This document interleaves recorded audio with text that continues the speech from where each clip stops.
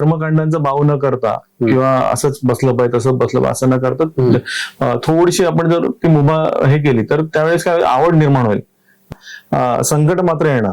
संकट येणार. हा, तुमचं ते संकटापासून तुम्ही असं म्हणू नका किंवा मी पारायण करतो म्हणजे संकटापासून मी मुक्त झालो किंवा असं संकटापासून पळू शकत नाही, पळू शकत नाही. कारण का तो कर्माचा सिद्धांत आहे. इम्युनिटी सिस्टीम म्हणजे पारायणाची शक्ती जे आपल्याला आतून अगदी आधुनिक वर्ड मध्ये म्हटलं तर तो बूस्टर.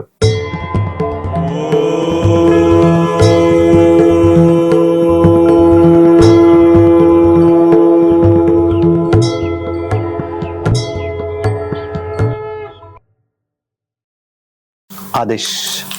नमस्कार श्रोते हो. स्पंदन बीट्स ऑफ स्पिरिच्युअलिटी या पॉडकास्टमध्ये आपल्या सर्वांचे स्वागत. स्पंदन या मागील भागास आपण श्रोत्यांनी भरभरून प्रतिसाद दिलात त्याबद्दल सर्व श्रोत्यांचे मनपूर्वक आभार. आपण दिलेल्या प्रेमापोटी आम्ही आज एक नवीन विषय घेऊन आलो आहोत, तो म्हणजे पारायण. खरं तर पारायण हा विषय फार गहन आणि अभ्यासाचा आहे. तर आपल्या या विषयावर पडणाऱ्या प्रश्नांचं निरूपण करण्यासाठी आपण संवाद साधणार आहोत वंदनीय पंडित राजननाथ गोसावी यांच्याशी. आदेश महोदय, नेमकं पारायण म्हणजे काय? खूप सुंदर प्रश्न आपण आज उपस्थित केलेला आणि खूप उत्तम हा विषय आपण प्रस्तुत केलेला. तर पारायण याचा नेमका अर्थ आज आपण जाणून घेऊ. तर पारायण याचा नेमका अर्थ आहे की आपल्या जशा 4 वाणी आहेत आपण ऐकतो किंवा 4 वाचा आहेत, बरोबर. तर त्या 4 वाचांमध्ये परा, पश्चंती, मध्यमा आणि वैखरी. आपण जे एकमेकाची सहज बोलतो ती वैखरी वाणी, बरोबर. आणि आता आपण परावाणी. तर परावाणी म्हणजे काय, तर बेंबीच्या देठापासून आपण घातलेली साध.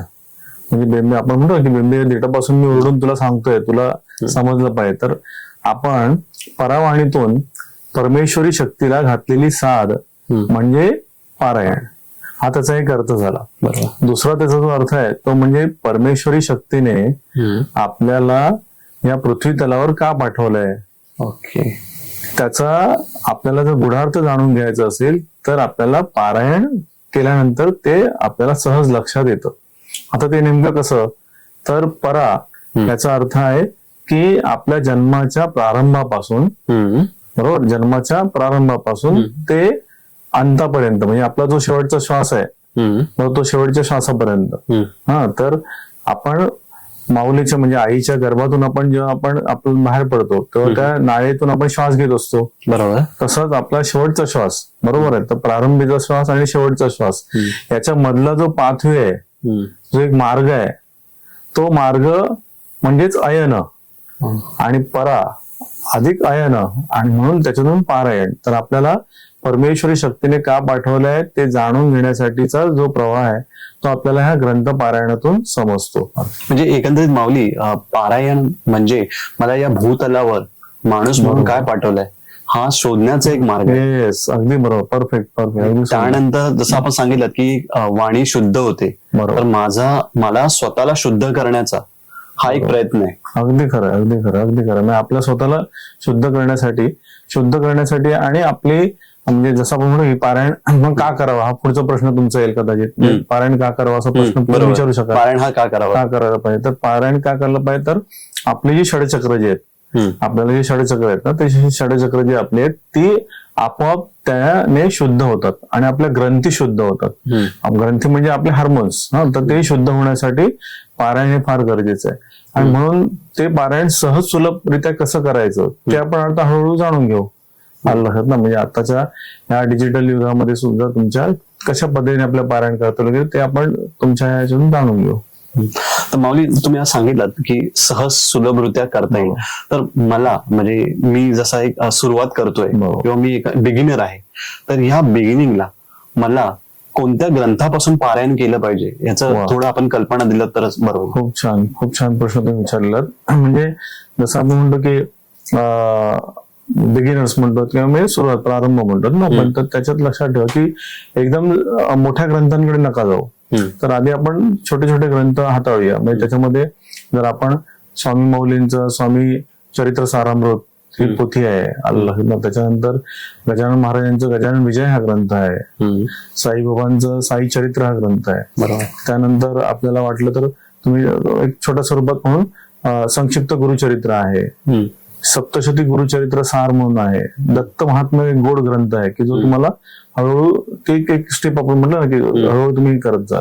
आणि त्याच्यानंतर मग आपण आपल्याला सर्वांसाठीच आपुलकीचा असलेला माऊली म्हणजे ज्ञानेश्वरी. बरोबर. तर ज्ञानेश्वरीचा ग्रंथ आहे तर तो तुम्ही हळूहळू हे कराल.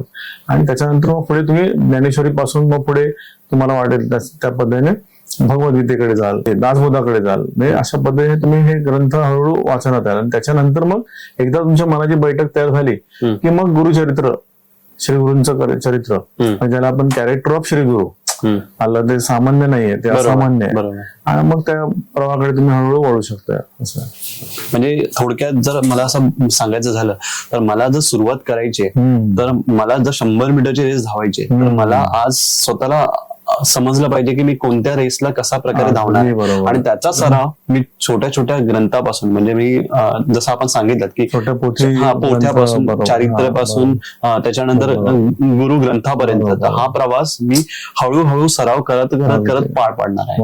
बरोबर, अगदी बरोबर. तर माऊली, बहुतांशी लोक वाचन करतात, तर वाचन आणि पारायण याचा नेमका फरक काय? जर हा फरक असेल तर मग पारायण का करावे? वाचन आणि पारायण, वाचन जे आहे ते आपण वर्तमानपत्र वाचतो किंवा आपल्या शाळेचं पुस्तक वाचतो किंवा एखाद्या वेळेस आपण काही कादंबरी वाचतो, बरोबर. तर हे वाचन प्रकारात आलं. बरोबर. पारायण जो आहे ते पारायण जे आहे ते तुम्ही ईश्वरी शक्तीला एक आध्यात्मिक बैठक घेऊन जे त्या साक्षीभूत ठेवून जे वाचन करता ते पण वाचनच असतं, पण ईश्वरी शक्तीशी साक्षीभूत आपण असतो ना.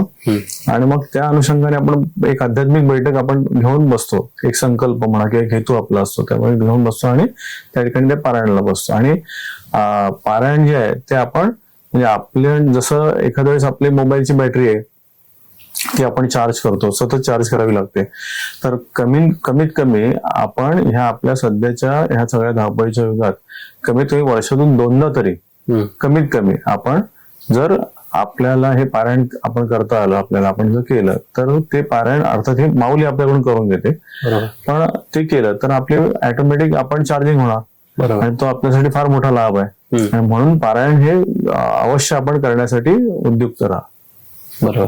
तर माऊली, आपण सांगितलं की हेतू किंवा हेतू न करता, तर मला प्रश्न असा होता की जर एक कोणी पारायण करतंय तर ते इच्छिक फलासाठी किंवा हेतूसाठी आपण जर पारायण करतोय ते लाभदायक ठरेल की मी काहीही हेतू न ठेवता ते फलप्राप्तीसाठी न करता मी मनसोक्त पारायण करतोय, तर ह्याच्यातलं फलदायक कसं काय असेल ते मला उलगडा करा. अगदी छान. आता इथं एक लक्षात घ्या, सगळ्यात जर आपण विचार केला ना तर बहुतांश लोक जे आहेत ते प्रारंभी कोणत्याही प्रारंभी पारायण जे करतात तर ते हेतुपूर्वकच करतात की त्यांना असं वाटत असं की आपण काही पारायण केलं म्हटल्यानंतर आपला एक हेतू म्हणजे आपला हेतूच्या पुढचा त्याला जर आपण उच्चार जोडला तर संकल्प, बरोबर. म्हणजे मनात काहीतरी ध्येय ठेवलं असं किंवा हेतू ठेवलं असं, उद्दिष्ट ठेवलं असं की माझं हे उद्दिष्ट पूर्ण व्हायला पाहिजे.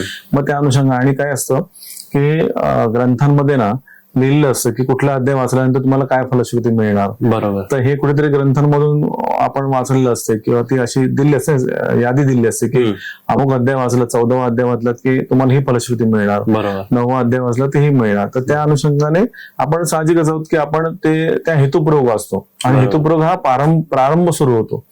हळूहळू एक मनाची बैठक आपली अशी तयार होते की आपण नंतर हेतू निर्हेतुक म्हणजे आपण हेतू काही नसणार आहे ती मनाची बैठक हळूहळू आपली पकड होणार ना, ते फार महत्वाचं आहे. आणि मग आपल्याला हे समजतं. आणि त्याच्यात एक लक्षात ठेवा, जरी तुमच्या हेतूने तुम्ही पारायण केलेलं असलं एक विशिष्ट हेतू ठेवून, एक विशिष्ट काही तुमचा उद्देश ठेवून, तरी सुद्धा माऊलींना माहिती आहे की परमेश्वरी शक्तीला माहिती आहे की तुम्हाला काय द्यायचं, काय द्यायचं. तुमचा हेतू ठीक असेल हो, बरोबर, की मला हे पाहिजे, मला ते पाहिजे, पण त्यांना माहिती आहे की ह्यांना केव्हा द्यायचं आणि काय द्यायचं किंवा हे द्यायचं की नाही द्यायचं.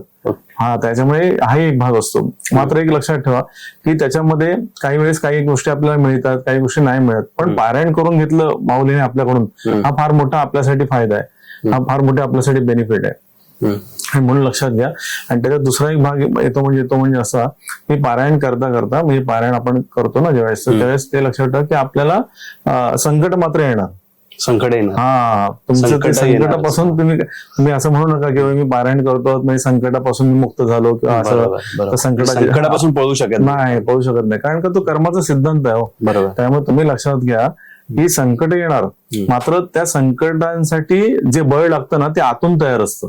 बरोबर. जसं इम्युनिटी सिस्टीम असतं ना, आपण इम्युनिटी सिस्टीम आपण समजा व्यायाम करतो तर आपली इम्युनिटी सिस्टीम अगोदर तयार नसते असं ना, त्यामुळे त्या रोगाला आपण लढा देऊ शकतो. बरोबर. तर तशी इम्युनिटी सिस्टीम म्हणजे पारायणाची शक्ती जे आपल्याला आतून बुस्टर आपल्याला अधून-मधून अगदी आधुनिक वर्ड मध्ये म्हटलं तर तो बुस्टर. आधुनिक काळात आपला बुस्टर म्हणजे आता हल्ली एकदम बुस्टर म्हटल्यावर सगळेजण चार्ज होतात. बरोबर आहे. मला वाटतं एक चार्जचा प्रकारच झाला की आपल्याला चार्ज व्हायचंय तर आपण स्वतःला त्या स्वरूपात घेतलं पाहिजे. सुंदर वर्ड तुम्ही वापरलात. अगदी म्हणजे बुस्टरच आहे ते. बरोबर. तर माऊली मला हे सांगाल का की आपण जे प्रकारचे वेगवेगळ्या प्रकारचे पारायण करतो तर नेमके पारायणातले वेगवेगळे प्रकार कोणते आणि ते कसे असावेत? बरोबर. पारायणाचे जे प्रकार आहेत ते एक म्हणजे आपण बघतो ना की व्यक्तिगत पारायण, त्याच्यानंतर आपण सामूहिक पारायण, नंतर चक्री पारायण, त्याच्यानंतर आपण काही दिवसांची संख्या घेतो किंवा 3 दिवसाचं पारायण किंवा सप्ताहाचं पारायण, तर असे काही प्रकार आहेत. तर ह्याच्यामध्ये एक लक्षात, व्यक्तिगत पारायण म्हणजे तुम्ही स्वतंत्र बसता बैठक घेऊन आणि ते पारायण पूर्ण करता. बरोबर आहे. आता काही वेळेस पुढचा एक भाग येतो तो म्हणजे त्याच्यामध्ये सामूहिक पारायण, म्हणजे समूहाने विशिष्ट हेतू आपण घेतो आणि समूहाकडे प्रत्येकाच्याकडे ग्रंथ असतो, जो ग्रंथ तुम्ही ठरवलेला असतो आणि सामूहिकरित्या ते पारायण सुरू असतं. चक्री पारायण एक प्रकार आहे की एका व्यक्तीने पारायण केलं की त्याच्यानंतर दुसरी व्यक्ती दुसरा अध्याय घेऊन दुसऱ्या अध्यायाकडे बसेल, नंतर ती व्यक्ती उठेल तिसरा अध्याय, तिसरी व्यक्ती बसेल. तर असा हे चक्री पारायणाचा प्रकार एक येतो.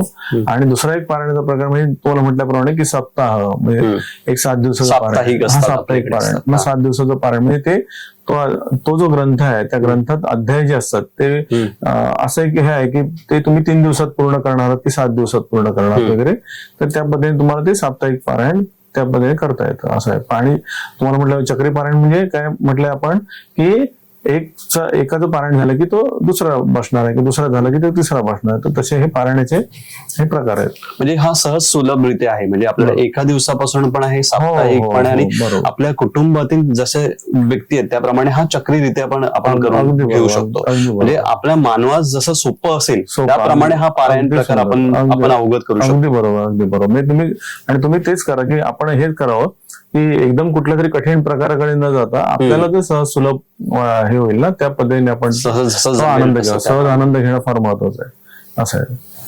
माऊली, आता आम्हाला हे कळलंय की कुटुंबातील वेगवेगळ्या स्तरातील व्यक्ती पारायणाचा आनंद घेऊ शकतात, तर नेमकं पारायण कसे करावे? पारायण कसे करावे तर पारायण करताना आपण सगळ्यात महत्वाचं आहे ते म्हणजे आपण ज्या ठिकाणी बसणार आहोत तर आपलं मुख जे आहे म्हणजे आपला जो ग्रंथदेवता आपण समोर ठेवणार आहोत आणि आपलं जे मुख आहे ते आपलं मुख पूर्वेकडे किंवा उत्तरेच्या दिशेला असावं, म्हणजे तुम्हाला निसर्गाची साथ त्यावेळेस मिळते. बरोबर. त्याच्यानंतर आपल्या समोर जी आपण पोथी ठेवणार आहोत म्हणजे ग्रंथदेवता ठेवणार आहोत तर त्याला एक उत्तम आसन बनवा किंवा चौरंग घ्या, किंवा आपल्याकडे पाट असेल तर त्या पाटावर एखादं भगवा रंगाचं आसन म्हणा किंवा अधिक चांगला रंग आहे म्हणजे तुम्हाला वाटलं लाल रंगाचं, पिवळ्या रंगाचं आसन त्याच्यावर ते ठेवा आणि मग त्याच्यावर ती ग्रंथदेवता ठेवा. त्याच्या बरोबर पारायणाला जेव्हा आपण बसणार आहोत त्या पारायणाला बसताना त्या ठिकाणी आपल्यासाठी आसन हवं. म्हणजे आपण बसणार आहोत ना, समजा आता तुम्ही जमिनीवर बसणार असाल तर जमिनीवर तुम्हाला एक तर लोकरीचं आसन किंवा दर्भासन तुम्ही घेऊ शकता किंवा कापडाचं आसन घेऊ शकता. मात्र शक्यतो जी आपण झोपायला चटई वापरतो ती घेऊ नका. का घेऊ नका? कारण त्या ठिकाणी त्या चटईचा उद्देश काय आहे तर झोपायसाठी वापर, म्हणजे आपल्याला विश्रांतीसाठी. मग तिथे पण तुम्ही जर ते वापरलं तर तुम्हाला कदाचित डुलकी येऊ शकते किंवा झोप येऊ शकते, त्यामुळे ते मात्र तुम्ही टाळलं पाहिजे. हा बरोबर. तर आपलं हे जे कंबल वस्त्र ज्याला म्हणतो आपण, कांबळी म्हणतात त्याला, किंवा लोकरीचं वस्त्र, तर ते घेतलं तर अधिकच उत्तम.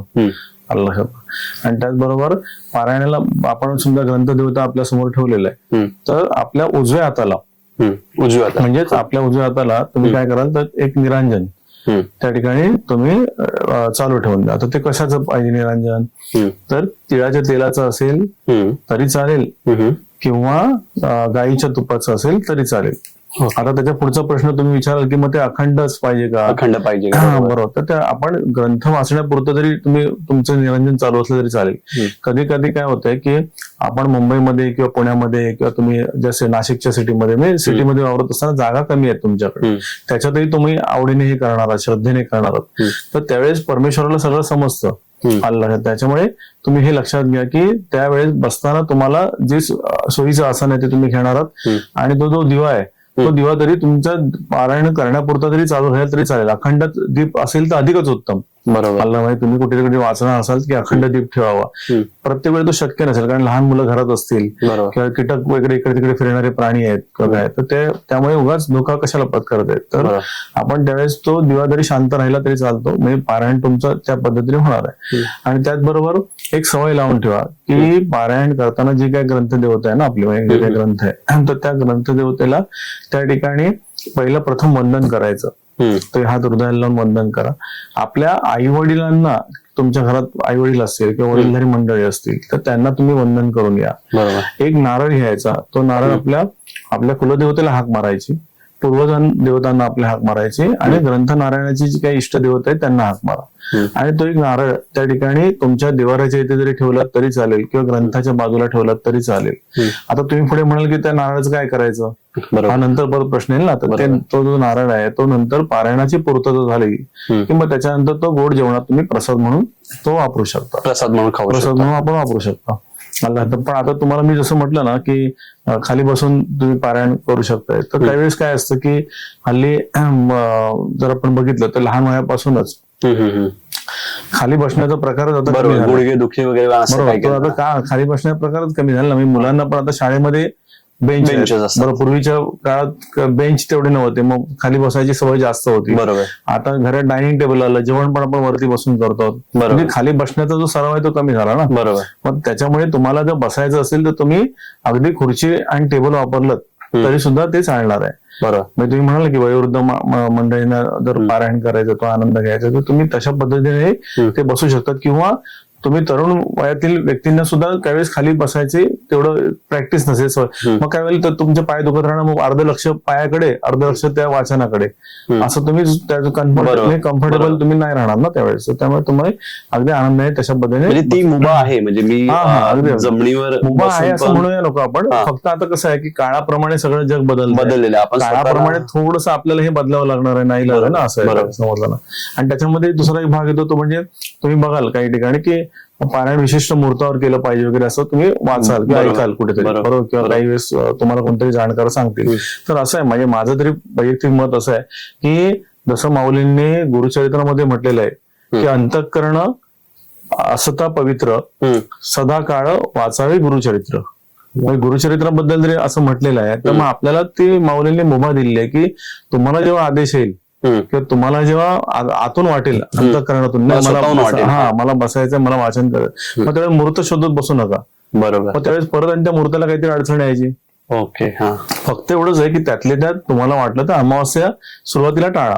अमावस्याची जी तिथी आहे ती टाळते, काही वाईट म्हणून म्हणत नाही तुम्हाला, पण शक्यतो त्यावेळेस तुम्हाला बाकीच्या सगळ्या तिथी उपलब्ध आहेत, मग निसर्ग देवता तुमच्यासाठी उपलब्ध आहे. हळूहळू प्रॅक्टिस तुमचा सराव झाल्यानंतर अमावस्याला पण तुम्ही बसलात तरी काही त्याला बंधन नाही. पण एक लक्षात ठेवा, त्याच्यामुळे उगाच कुठल्या तरी गोष्टीचा अवडंबर करू नका किंवा काही वेळेस त्याचा बाऊ करू नका की नाही हाच वार पाहिजे तोच वार पाहिजे, असं नाहीये.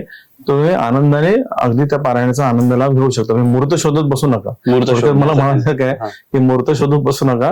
म्हणजे मूर्त केलेले वाईट नाही आहेत, मी मूर्त शास्त्र मानणारा व्यक्ती आहे, परंतु मूर्त करत करत तुम्ही त्याच्यासाठी म्हणजे तुम्हाला आलेला आदेश आहे तोपर्यंत निघून गेलेला असतो. किंवा कधी कधी काय असतं की तुम्ही जर सद्गुरू पंथामध्ये असाल किंवा श्रीगुरू तुमच्या कोणी सद्गुरू असतील तर सद्गुरू तुम्हाला आज्ञा देतात की या ग्रंथाचं तू पारायण सुरू कर. मग ते सद्गुरूंची आज्ञा शिरसावंत मानायची. तिथे मुहूर्त बघायचा आहे, त्यांना उलट विचारायचं नाही की मग मी कुठल्या दिवशी मुहूर्तावर करू, बरोबर, तर ते नाही करत. तर त्यावेळेस तुम्ही अगदी आनंदाने ते हे करा, कारण त्यांना आदेश आलेला असतो, बरोबर ते तुम्हाला आदेश देतात. बरोबर अल्लाह, त्याच्यामुळे तुम्ही अगदी आनंदाने त्या पारायणाचा तो लाभ घेत नाही, मुहूर्त शोधत राहू नका सतत. बरोबर. म्हणजे मला जसं जमतंय तसं त्याप्रमाणे मी सुरुवात अगदी, करायची अगदी, अगदी. आणि फक्त त्याप्रमाणे त्याच्यामध्ये ते त्यांच्याकडून मार्गदर्शन नीट समजून घ्या की मी कशा पद्धतीने करावं, बरोबर. किंवा किती अध्याय कुठल्या दिवशी कसे वाचावेत. बरोबर. आणि त्याच्यामध्ये प्रत्येक ग्रंथामध्ये जेवढे अध्याय असतात ना, तर त्या अध्यायाचं एक बायफर्केशन केलेलं असं, वर्गीकरण केलेलं असं की तुम्ही एवढ्या दिवसात हा वाचू शकतात, एवढे अध्याय वाचू शकतात, किंवा पुढच्या या दिवशी एवढे अध्याय वाचू,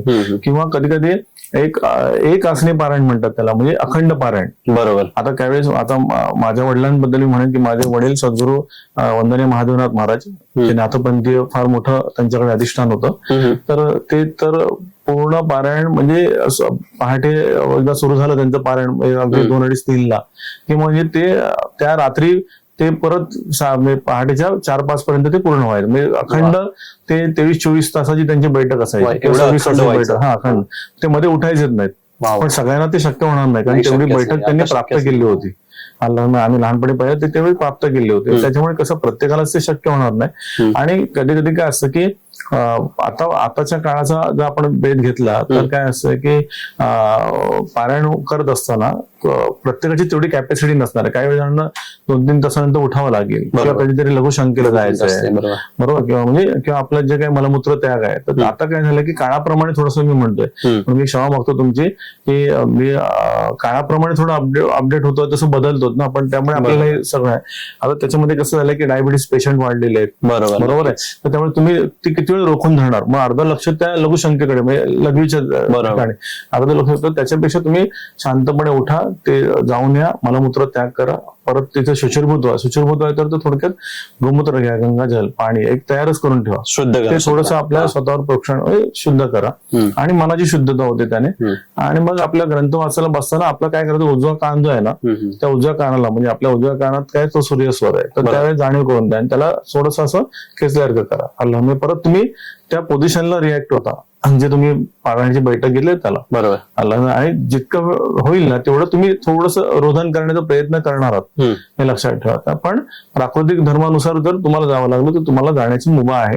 आणि म्हणजे तो एक भाग. आणि काही जण मात्र अखंड, म्हणजे ते उठतच नाहीत, बरोबर, साधारणतः 8-8 तास 9-9 तास, किंवा मग त्यांना जेवढे अध्याय ठरवले असेल तेवढा वेळ ते पारायणाची बैठक घेऊन बसतात. असा एक प्रकार आहे. असं आहे. तर माऊली, आपण सांगितलं बैठक घेऊन बसतात, तर ही जी बैठक आहे ती माझ्या स्वतःची वैयक्तिक असली पाहिजे, की मी दुसऱ्यांची बैठक घेऊन त्याच्यावर पण पारायण करू शकतो? बरोबर. तुम्ही जर सद्गुरू शिष्य संप्रदायात आपण तुमचा जो वावर असेल तर त्या ठिकाणी तुम्ही दुसऱ्या आपल्या शिष्य बांधवाची बैठक, म्हणजे जे आसन आहे ना, ते तुम्ही वापरू शकता. तुमच्या घरामध्ये एकमेकाला ती आसन देऊ शकता, त्याच्याबद्दल काही प्रॉब्लेम. कुटुंबामध्ये तुम्ही चालू शकता तुमचं बैठक. तुम्ही ज्या बैठक वापरल्या त्यामध्ये आई बसू शकते, त्या बैठकीवर तुमची पत्नी मुलगी बसू शकते, त्याला काही अडचण नाही. आनंदाने प्रत्येकाला वेगवेगळं आसन घेतलं पाहिजे. मात्र तुम्ही मगाशी तुम्हाला म्हटलं ना की टेबल आणि खुर्चीचा वापर करून तुम्ही ह्याला बसायचंय, तर ते टेबल खुर्चीवर बसलेले असताना मात्र एक लक्षात घ्या की खुर्चीवर मात्र तुम्ही काहीतरी, जे तुम्हाला म्हटलं ना की जे लोकरीचं आसन म्हणा किंवा लाकडाचं आसन म्हणा, ते ठेवा. कारण ती खुर्ची जी आहे ती कधी तुमचं पारायण झाल्यानंतर तुम्ही एखादा पाहुणा आला त्याला बसवणार, बरोबर आहे, बाहेरून कोणतरी व्यक्ती आली त्याला बसवणार, बरोबर. काय असं की त्या ठिकाणी एक ऊर्जा तयार होते ना, ती ऊर्जाची कंपन आहेत. मग कमीत कमी ते आसन त्यावेळेस काढायचं, फोल्ड करून ठेवा, परत तुम्ही जेव्हा बसणार तेव्हा ते वापरा.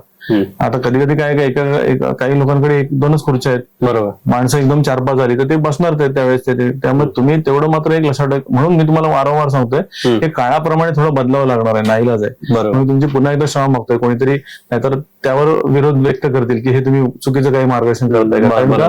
मी ज्या माझ्या वडिलांना मी ज्या पद्धतीने पाहिलेलं आहे तर ते काळाप्रमाणे स्वतःला बदलत होते, काळाप्रमाणे बदलत होते. त्याचा अर्थ विरोध करत नव्हते कुठल्या प्रथांना, बरोबर, पण काळाप्रमाणे बदल हा स्वीकार्य आहे आणि तो जो योग्य असेल तर तो आपण स्वीकारला पाहिजे, बरोबर. त्याच्यामुळे जास्त कर्मकांडांचा बाव न करता किंवा असंच बसलं पाहिजे तसं बसलं पाहिजे असं न करता थोडीशी आपण जर ती मुभा हे केली तर त्यावेळेस काय आवड निर्माण होईल मला हा एक भाग महत्वाचा आहे. आणि त्या आवडीने आपण बरोबर ते त्या एकरूपता साधू ना. आणि ईश्वरी शक्तीला आपल्या अडचणी माहिती आहेत, म्हणजे आपले जे आपण कुठल्या अडचणीत आहोत, कुठल्या याच्यात, त्यांना माहिती आहे. आला फक्त आपल्याकडून हे जे होत आहे ना, हे तुम्ही करत नसता.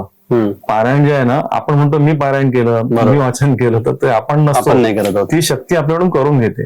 ईश्वरी शक्ती ईश्वरी आपल्याकडनं घडून घेते. येस, अगदी बरोबर. ईश्वरी शक्ती माऊली आपल्याकडून त्या रूपाने करून घेतात आणि म्हणून ते होतं. अल्लाह तुम्ही जर म्हटलं नाही मी करतो तर मी करतो, हा त्या ठिकाणी आलं तर ते संपलं. आपण सहज बोलू ते मान्य आहे, परंतु त्या पद्धतीने आपण ते समजून घेऊ असं आहे. तर जसं नेमकं आपण पारायण करायला बसलो तर पारायणापूर्वी आपलं म्हणजे असं काही आपल्या आवडत्या प्रेक्षकस्थळी केलं पाहिजे, तीर्थस्थळी जाऊन केलं पाहिजे, की घरी केलं तरी त्याचा तेवढाच लाभ होतो, असं काही समज वगैरे आहे? तर त्याच्यामध्ये एक भाग लक्षात घ्या की आपल्या घरालाही तितकंच महत्व आहे. आपलं घरही एक मंदिर आहे, घरही एक तीर्थक्षेत्रच आहे आपलं. फक्त एवढंच लक्षात घ्या की तीर्थक्षेत्राच्या ठिकाणी उदाहरणार्थ तुम्ही समजा अक्कलकोटला गेलात, किंवा तुम्ही समजा गाणगापूरला गेलात, तर गाणगापूरला संगम कट्टा आहे, संगमाचं स्थान आहे, त्या ठिकाणी पारायणाला सगळे बसलेले असतात. एक ऊर्जा मॅग्नेटिझम तयार असतं ऑलरेडी. त्यामुळे तुम्हाला जाऊन तिथे अधिक ऊर्जेने बसता येतं. त्याचबरोबर तुम्ही ह्याला गेलात, आळंदीला गेलात, आळंदीला माऊलींचं स्थान आहे, त्या ठिकाणी माऊलींचा वृक्ष आहे, अजान वृक्ष आहे. त्या अजान बागेच्या ठिकाणी, अजान वृक्षाच्या ठिकाणी सगळेजण पारायण. आपल्याला एक ऊर्जा ऑलरेडी तयार आहे ना माऊलींची. त्या ठिकाणी त्या ऊर्जेने आपण अधिक त्या ठिकाणी उद्युक्त होतो, एकरूप होतो, एकाग्र होतो. आता घरात काय होणार आहे की घरात तुमचं पारायण चालू असणार आहे, तोपर्यंत कोण कोण काय काय बोलत असणार आहे. तुम्ही त्यांना तर बंद करू शकत नाही. कोणतरी टीव्ही लावणार आहे, कोणतरी फोनवर बोलणार आहे, त्यामुळे थोडासा तो येतो. पण हळूहळू तुमची जर बैठक तयार झाली ना, तर तुम्हाला हे कितीतरी बाजूला साऊंड तयार झाले किंवा आवाज आले किंवा कोण कोण बडबडत तरी तुम्ही त्याच्यात नाही राहणार. तुम्ही बरोबर तुमची बैठक घेऊन जा. तुम्ही घरापासून सुरुवात केलात तरी काय त्याने हे नाही आपण. तर मात्र तीर्थक्षेत्र जे आहेत त्या ठिकाणी तुम्ही जरूर अनुभव घ्या, असं मी तुम्हाला अनुभवासाठी उपयुक्त आहे, आग्रहाने म्हणून. म्हणजे तुम्हाला काय की तुमची आध्यात्मिक बैठक सिद्ध व्हायला, तयार व्हायला खूप मोठं सहकार्य, ती ऊर्जा मिळते आपल्याला. पॉवर तिकडची पॉवर नॅचरल पॉवर, नॅचरल. आणि एक मॅग्नेटिझम आहे, एक चुंबकीय शक्ती आहे त्या ठिकाणी. आणि त्या सत्पुरुषांचं म्हणजे जे समजा आळंदीला गेला तर ज्ञानेश्वर माऊलींची ती ऊर्जा आजही आहे ना त्या ठिकाणी. काय त्याचा तुम्हाला लाभ होणार आहे. पण मी असं नाही म्हणत की तुम्हाला खर्च केला पाहिजे तिथे गेलं पण आपण जेव्हा इतर ठिकाणी पिकनिकला जातो त्याच्यासाठी आपण पैसे करतो, थोडासा बजेट आपला करा आणि त्या ठिकाणी तो आनंद घ्या, तर तुम्हाला वेगळ्या लहरी तिथून प्राप्त होतील ना. नक्कीच, मी नक्कीच प्रयत्न करेन. म्हणजे ज्या प्रकारे आपण बघतो की पारायण घरी करायचंय, पारायण तीर्थक्षेत्रात करायचंय, तर ह्या ज्या वेगवेगळ्या ठिकाणचे जे अनुभव आहेत ना, हे अनुभव आपण अनुभवले पाहिजेत आणि ते आपण वेगवेगळ्या लोकांपर्यंत पोहोचले पाहिजे, असं माझं स्वतःचा वैयक्तिक मत आहे. माऊली, पारायण या विषयावर आपली चर्चा रंगत चाललेली आहे आणि आम्हा सर्वांच असणारी उत्सुकता ही देखील वाढत चाललेली आहे. तोपर्यंत आपण या विषयावर ब्रेक घेऊया आणि पुढील भागात याच्यावर आपण अजून प्रकारे चर्चा करूया. तर श्रोते हो, आपले प्रेम आमच्या मागे असेच असू द्या आणि स्पंदन या पॉडकास्टला आपण लाईक करा, सबस्क्राईब करा आणि भरभरून प्रेम द्या.